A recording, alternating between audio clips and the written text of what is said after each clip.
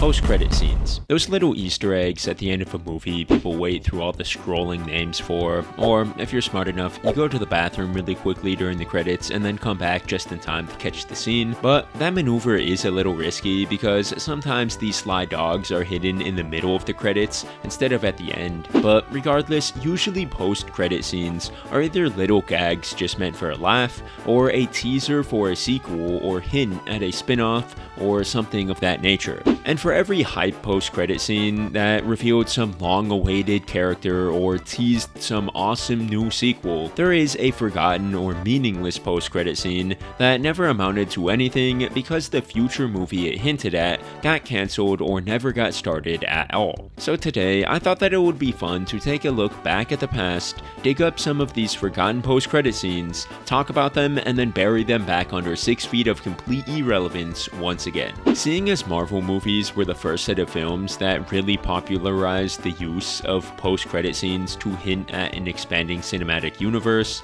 I feel like it would be proper to kick things off with a couple of meaningless post-credit scenes from Marvel movies. Y'all remember when Kang the Conqueror was shaping up to be the next big bad in the MCU? Remember after the credits of Ant-Man Quantumania when there was like an entire stadium full of Kangs for some reason, all going crazy? Remember when the next Avengers movie was called Avengers Kang Dynasty? Yeah. Well, surely with all of this going for Kang, there was no way this post-credit scene was going to be irrelevant. Like, the only thing that could make this irrelevant is like if the actor for Kang committed some kind of heinous crime or something like that.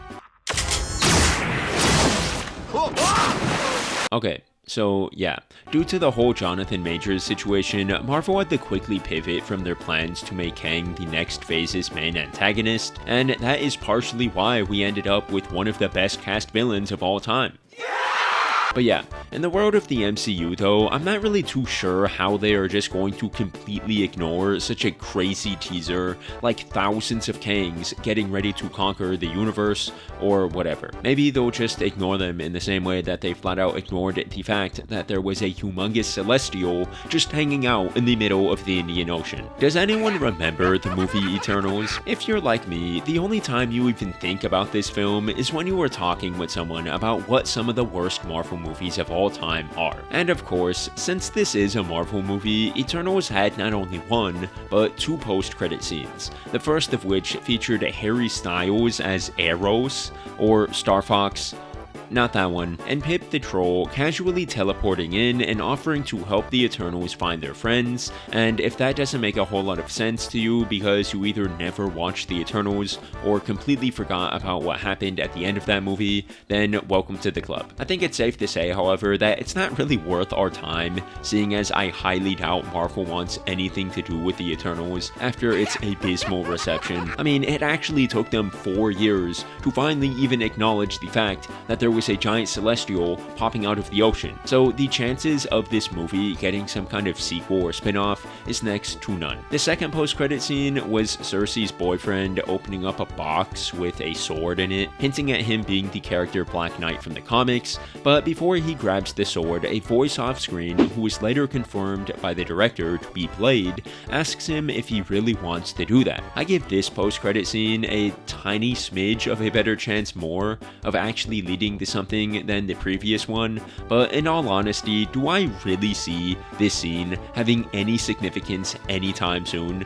No. And I'm sure that some people will argue, hey, it's only been 4 years, Ghost Host. How do we know for sure that Marvel won't end up using these post-credit scenes in the future? And to that I say, brother, if Marvel could, they would take the neuralizer from Men in Black and mind wipe the entirety of Phase 4, aside from No Way Home, out of everyone's minds and pretend it like it never happened if they could. What makes you think that they would really consider making a movie, or heck, even a Disney Plus show, about any of these 7th-rate characters at a time where superhero fatigue is at an all-time high? No, you won't. Okay, but backing off of Marvel for a bit, let's turn our gaze to the superhero genre equivalent of the Los Angeles Clippers, the cinematic second fiddle to Marvel. DC. Before the time of the James Gunn DCEU reboot, there was a dark age, no Zack Snyder pun intended, of live-action DC movies. Aside from the Nolan trilogy, the first Wonder Woman, Reeves' Batman, and a decent Superman film, the DC cinematic universe was full of low-quality, lame, goofy movies like Green Lantern or Wonder Woman 1984 or Batman v Superman, and of course, there was Justice League. And speaking of Justice League, you may or may not recall that at the end of that movie, after the credits had rolled, there was a post-credit scene waiting to hype up the fans. Deathstroke pulls up to Lex Luthor's private yacht, and the two discuss how they should form their own league of villains to oppose the Justice League, teasing the Legion of Doom. But unfortunately, the doomed Snyderverse made sure that this potentially huge information ended up meaning squat in the end, since the whole thing would end up being a massive failure that resulted in the long-awaited reboot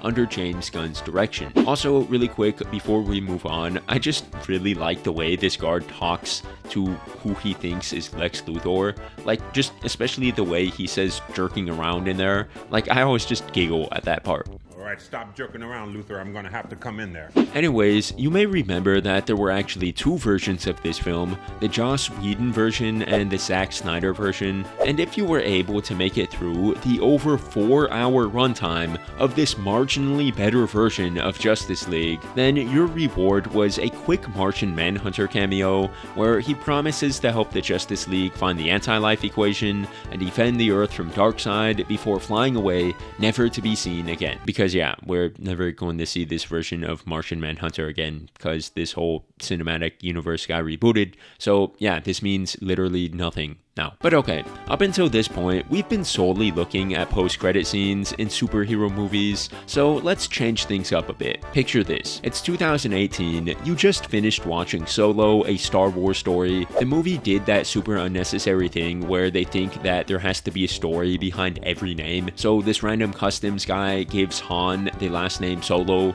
because he has no people, but after all that foolishness, you decide to stick around to see if there was a post-credit scene, and lo and behold, to your surprise, there is one. Han's friend, Kira, is talking to some menacing figure over a hologram, and the character seems to have a familiar voice, until he removes his cloak to reveal that he is none other than Darth Maul. Truly a sick reveal. One of the coolest villains in all of Star Wars is still alive, which you would have known about if you watched the Clone Wars, but wow, what significance is this going to have on the Star Wars universe? I mean, surely it's going to be super important to...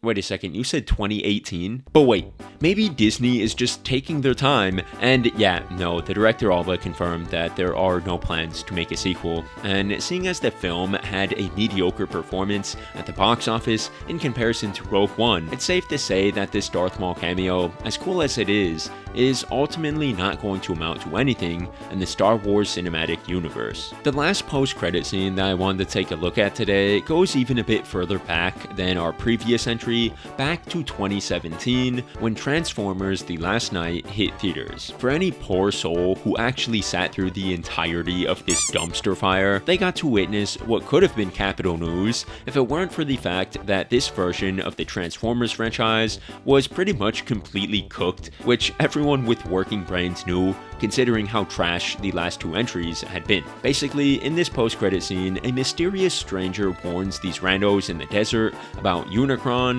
which for those of you who don't know is a planet-sized transformer who eats planets for fuel. Unicron did eventually make a cinematic appearance in Transformers: Rise of the Beasts, but as for his foretold coming in the Bayverse, I don't think you should get your hopes up. The chances of this version of Transformers making a comeback is about as likely as everyone in the entire world watching The Flash and actually forgetting about all of Ezra Miller's crimes just because it was that good. And those were a few forgotten about, scrapped, abandoned post-credit scenes that ended up amounting to nothing. If you like this video, then please make sure to leave a like and subscribe, and if you guys show this video enough support, then I may end up making a part 2 where I talk about some more post-credit scenes that ended up meaning squat. Let me know what post-credit scene you thought would have been worth talking about in this video, and maybe I'll include it in part 2. Consider checking out some of my other videos, and I'll catch you all on the next one. Have a great day.